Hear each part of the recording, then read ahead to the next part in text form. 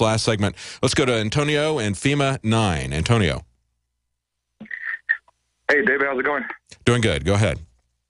Okay, yeah, I just had a quick question, or a few questions, actually. You know, what's your thought on the J-Helm with the churches? You know, Alex really put together a good report.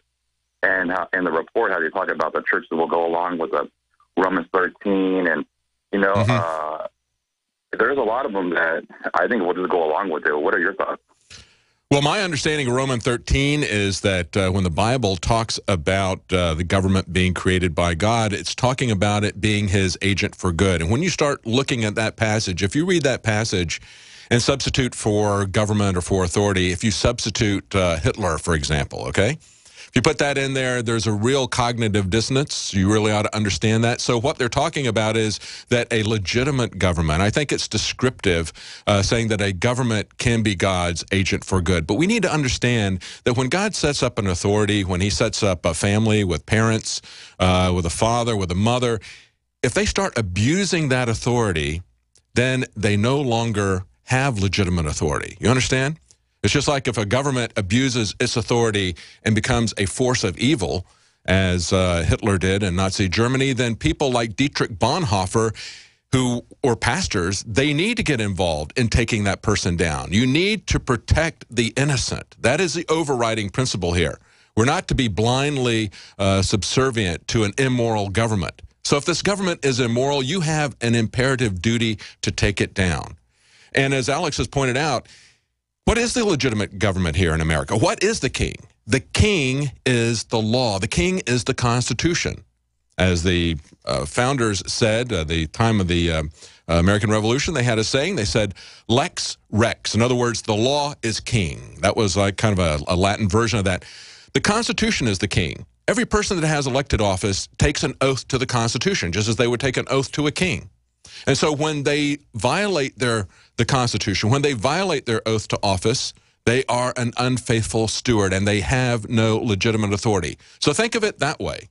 If you can't get past the idea that your moral obligations are stronger than any political body, just understand that even on that political basis, once they violate the Constitution, and it's pretty clear that they have in pretty much every way, whether it's at the TSA or in other respects, you have to understand that when the government is doing something that is morally wrong, that violates the Constitution, that they don't have any legitimate authority. I think that's the most important takeaway we can have from that. Let's go to Stephen in Florida. Thank you, Antonio. Let's go to Stephen in Florida. I want to try to get everybody in if we can this last segment.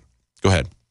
Yeah, hey, David, good afternoon. Hey, first of all, I wanted to say, I was calling about this preparation for martial law.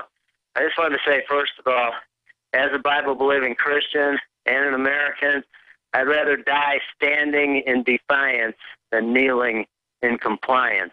Yeah. That's my modern version of Patrick Henry's give me liberty or give me death. Yes. Now, what I wanted to mention is that there's a guy, I think Alex has interviewed him before. His name's William Jasper. He's a journalist and correspondent for the John Birch Society. Yes, the New American. He wrote a really powerful book in the early 90s called Global Tyranny Step by Step. And I was trying to find it in all my books to quote from him, but basically from memory, what he chronicles in there, one of the sections is way back in 1951 and 52, our government had our army troops with UN blue helmets and the UN flag invade 12 American cities. 6 of them, I believe, were in Texas. One was Watertown, New York and State, and there was a couple other ones, but several were in Texas. What they did was, and this is in the 50s now, they went in, they took down the American flag at City Hall, put up the UN flag, they took over the City Hall, all the government, the police, the schools, everything, as a mock drill for what they said is coming. This is back in the 50s now, so don't think this is anything new. All they're doing now is just ramping it up. Oh, absolutely. What they've been planning for decades. It becomes more and more obvious, and that's why it is imperative for you to take a look at and pass this around. The article, Beyond Denial, Preparations for Martial Law. People need to see how this is a pattern that has been building, that is escalating. They're taking the mask off. That's what we need to understand. This is a PSYOP operation, and you need to see how this has been put together over a long period of time. Well, that's it. Sorry we couldn't get to our other callers. Join us again on Sunday, 4 p.m. Central Standard Time. Healthy elimination is essential. Antibiotic, nature's very own antibiotic, and only one system allows you to generate